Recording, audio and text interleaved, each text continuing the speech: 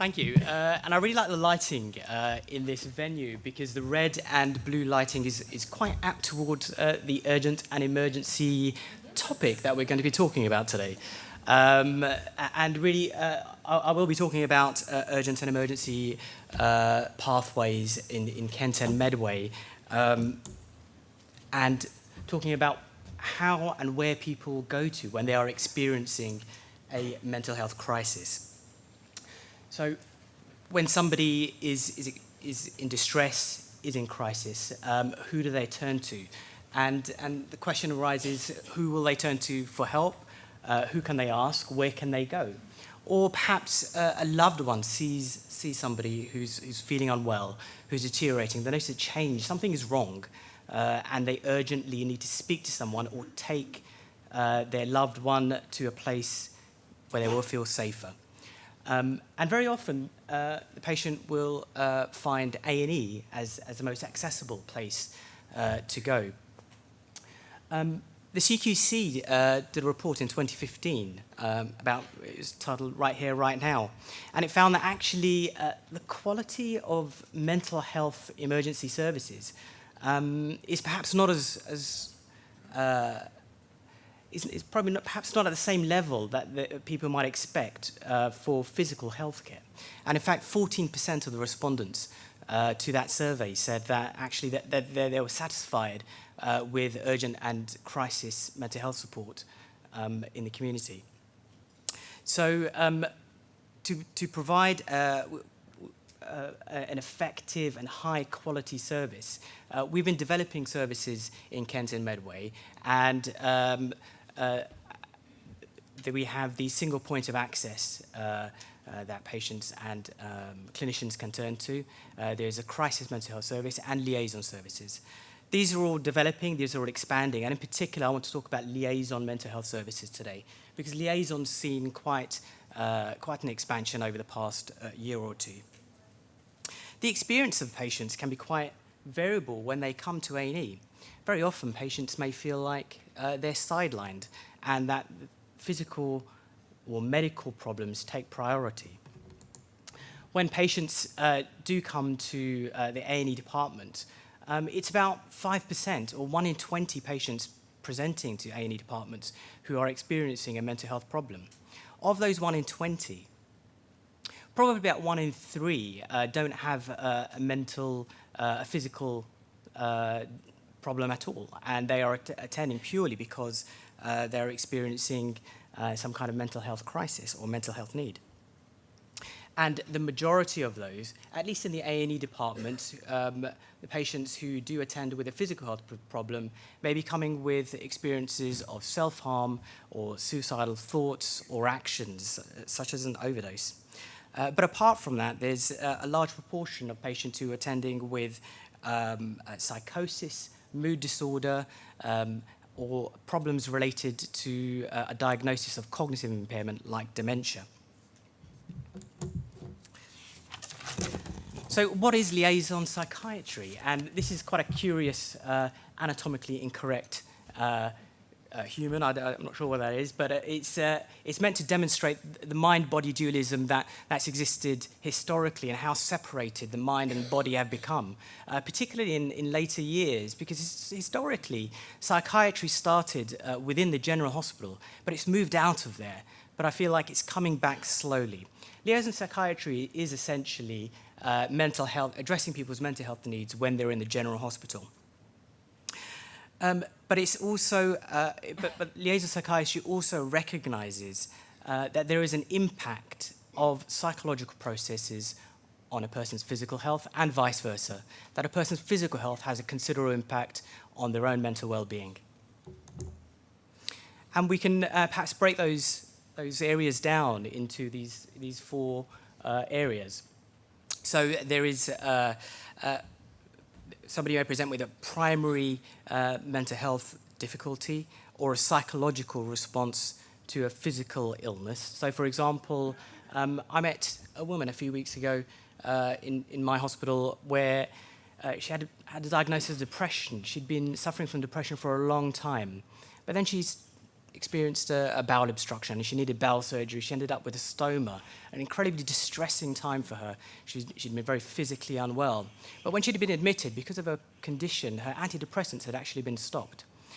Now, while she'd been in a hospital, of course, she'd become quite low in mood. She'd become hopeless. And the surgical team called us up and said, this lady's feeling depressed, she's feeling hopeless, and she feels like she doesn't want to carry on living. And in fact, she stopped eating and drinking. She's not working with a therapist. She's not working with a physiotherapist. What do we do?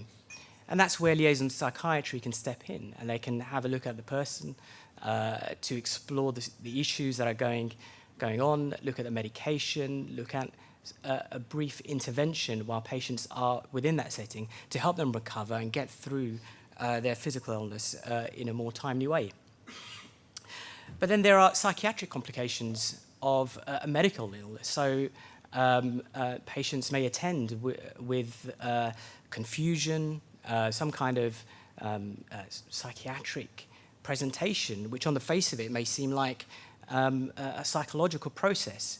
I had a patient a few weeks ago who developed psychotic symptoms, and they believed that people were against them. The patient felt very, very paranoid.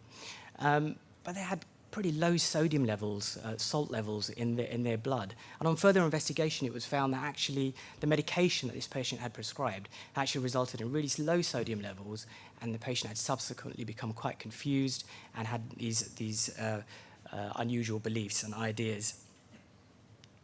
Some patients present with physical manifestations of a psychological problem or psychological distress. So a previously fit and well woman who was very high performing, doing really well, had a number of difficulties hit her in close succession. Family bereavement, her brother passed away, and then she had difficulties at work, and to cap it off, she had difficulties in her relationship as well. And she presented with symptoms of a stroke. She couldn't move her legs. And there was no physical cause found for these difficulties. But with close support and work with the Liaison Psychiatry team, she was able to recover in a more timely way and find the help that she needed. And it also helped the medical team and, on the ward as well help work out what was going on. And of course, there are patients with long-term mental health difficulties, for example, a diagnosis of schizophrenia.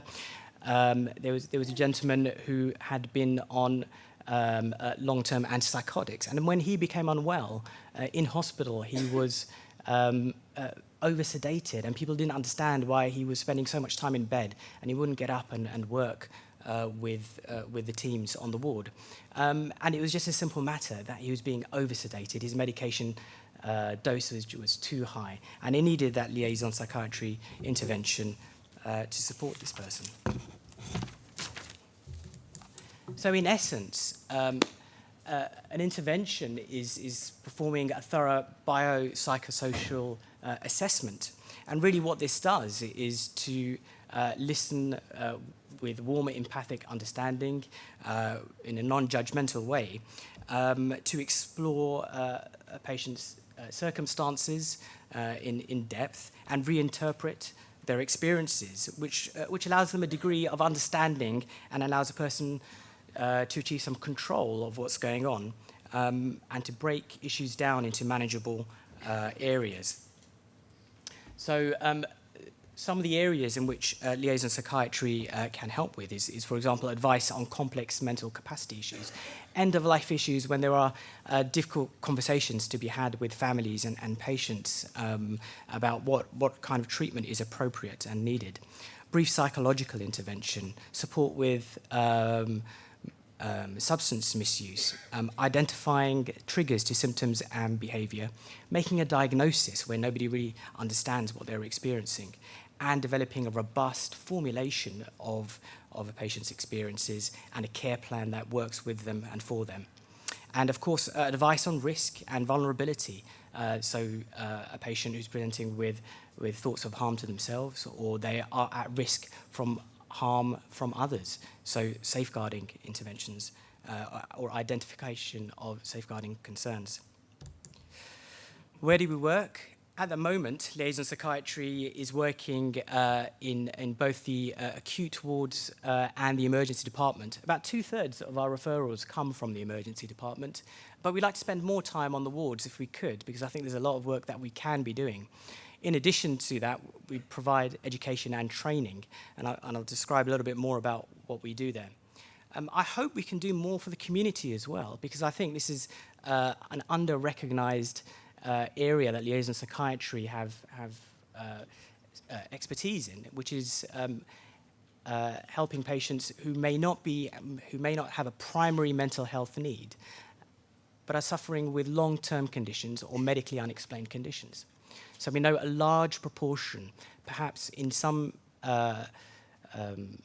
areas or conditions like chronic airways disease or heart disease, it may be up to 50–60% of patients are suffering from treatable and manageable mental disorder like depression and anxiety. And so there are easy interventions that could be had. I'd like to just present a short video, an excerpt of patient experiences. This is a video from CNWL. It's very difficult when they're so separated, when quite often they're needed to work in conjunction with each other. Makes life harder on the doctors, and it makes it harder for the mental health teams to treat you as well. When we were first in touch with the Liaison Psychiatry, they were such a breath of fresh air, quite honestly, because when they phoned up to make the appointment, they said, "We can see that your husband has a lot of physical needs. How about if our doctor phoned him up and we spoke to him over the phone instead of him having to trek here to see us?" And even before speaking to that doctor, that made a huge impression on both my husband and I. Well, I was in big crisis. I was actually feeling suicidal. If I could have done, I would have harmed myself. We got to the point where we really didn't know where else to turn for help within the hospital system. They didn't really know what to do with him. So at that point, in desperation, I called the psychiatrist from the Liaison team who had seen John at home, and she was able to get involved and really set things moving for us. So that was a huge help. A typical day for me as an older adult psychiatric liaison nurse would be to go to the wards following the referrals, assess the patients, try to determine what's going on for them. You know, is it a delirium? Is it a depression? Do they have a dementia?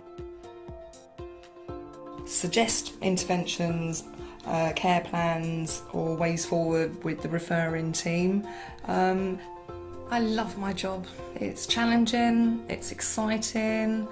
And I really can't understand why all trusts don't have a liaison service, because, you know, we're there for the patient.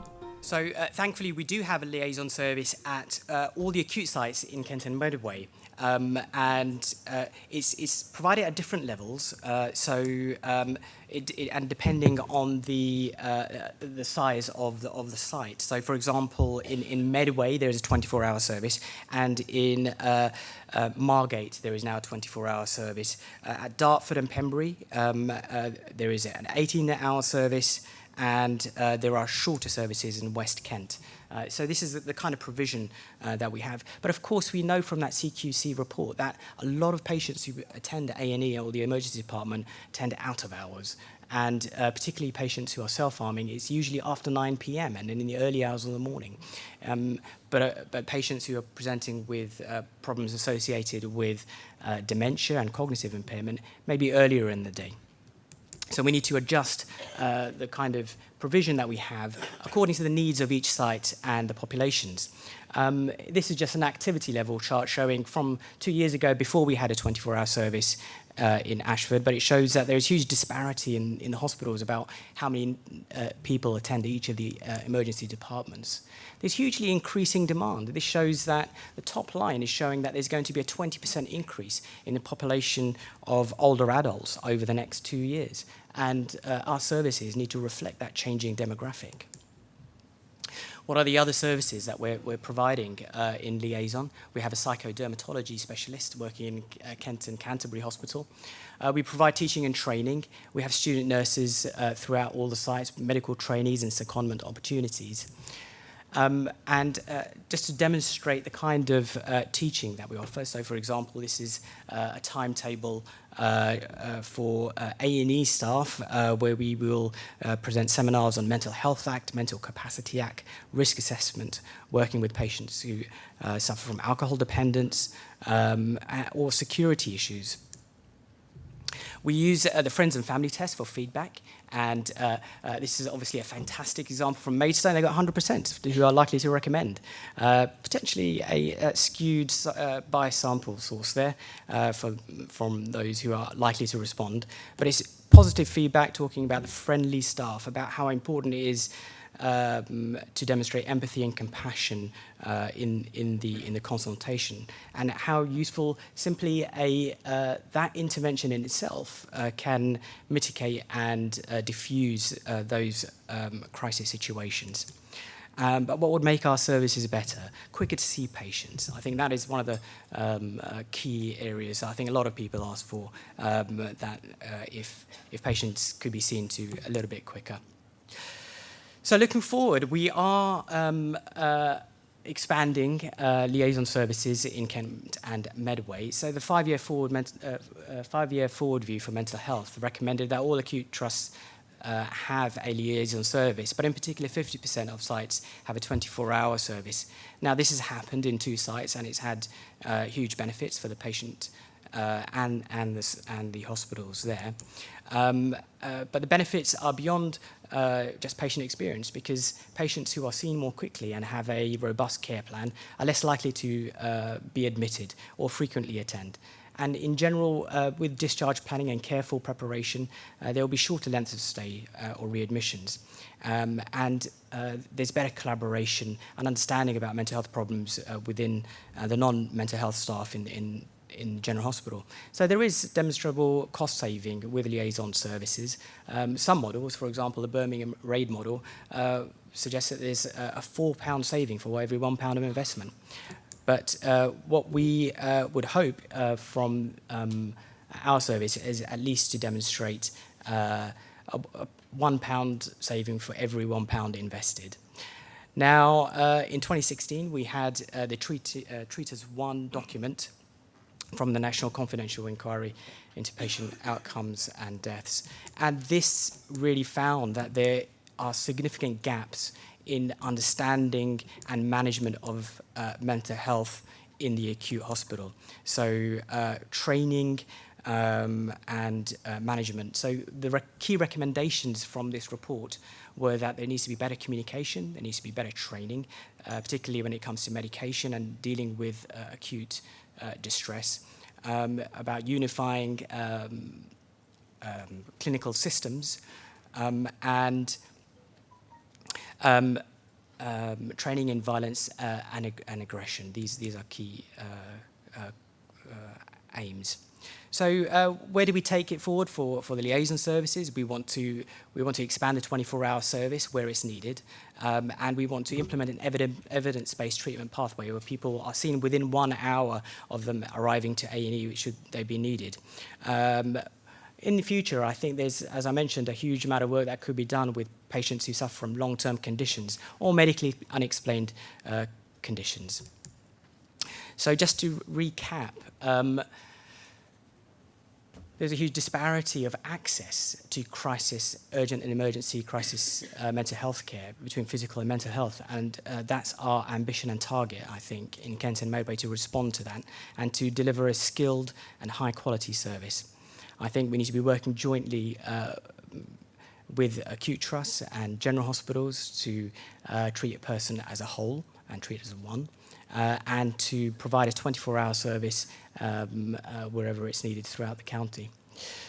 Now, obviously, liaison services aren't the only urgent and emergency pathway into mental health services. There are other services as well. So I'd like to open up the questions, open up for questions or comments about where you think that might be best provided, or any thoughts that other people have. Thank you for the presentation. I can remember the Liaison psychiatry service starting off in Canterbury, I think it was, and there was 3.5 nurses and not much else. So really impressive to see the expansion in range and numbers of activities, but also, as you point out, still so much to do. Here's the question. This sounds like an excellent service. Do you have enough funding to maintain it? That's a good question. We do have funding to maintain the services we have at the moment. The question is, where do we go from here? And we need to apply our resources where it's most effectively, where we can have the most effective intervention for when it comes to urgent and emergency mental health care. So there's a couple of different ways and this can go. There's people with a large proportion of people with primary mental health needs who are coming in crisis and who don't necessarily need secondary mental health intervention, and they don't necessarily need to come to A&E. So I think that needs to be a focus of any further service developments. But that said, there is obviously interest in developing liaison services to a greater degree, and NHS England has provided us with more monies to develop the Core 24 service at a number of different sites, Ashford and Medway in the first instance. That's encouraging. Next question is, when is liaison psychiatry going to be 24/7 across Kent, which I suppose is linked to the last question as well? Yes. I don't know. We'll have to ask the commissioners that. So in Medway and Ashford, we now have 24 hours. I think we'd be looking towards 24/7 at other sites as well, but it needs to go hand in hand with what other services can be provided to avoid admission and attendance to A&E. And I think we need to work jointly with all services in the mental health services in Kent and Medway. So let's watch this space. Indeed. Would any of our commissioners like to share any thoughts at that stage? Over there, gentleman wants to say something. So you got a microphone? Oh, this is a question. Sorry. Were there any commissioners who wanted to say anything in response to the question about 24/7? No? Okay. I'm ringing regarding extension of liaison psychiatry. And once again, it was discussed very widely at Medway CCG. And this is about dementia. Your main discussion didn't address that, but your video did briefly mention dementia. And the reason for this question is that we all know that the incidence and events of dementia is increasing widely in the community.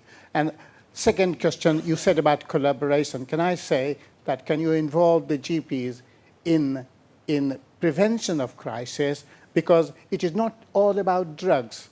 The mental health problem is best addressed by risk assessment, social intervention, psychological intervention, training, and drug is not necessarily the first part, but the other parts as well. And I'm delighted to sit on a table where many of us are non-drug prescribers, so I'm privileged to be able to say that. Excellent, thank you. So, Dr. Ahmed, a couple of things there, dementia and GP collaboration. Thank you. I think dementia is a really important aspect of liaison psychiatry services, and we do provide an all-ages liaison service at all of our sites. I think there's more work to be done in the community to identify and avoid those crises ending up in hospital before they occur. So there's a bit of work to be done to recognise those situations before they arise. So there are potential ideas out there which are being piloted, and hopefully they can be expanded. In terms of primary mental health support, I think that's absolutely key, and we do there are a couple of different ideas floating around about urgent treatment centres, about people being seen earlier on so they receive the right support at the right time, and that includes psychological support, counselling services, third sector organisations to a greater extent, and to avoid those situations where people do end up in crisis. I think we have another Slido question. Do you train general hospital staff in mental health and how to care for people with mental health problems?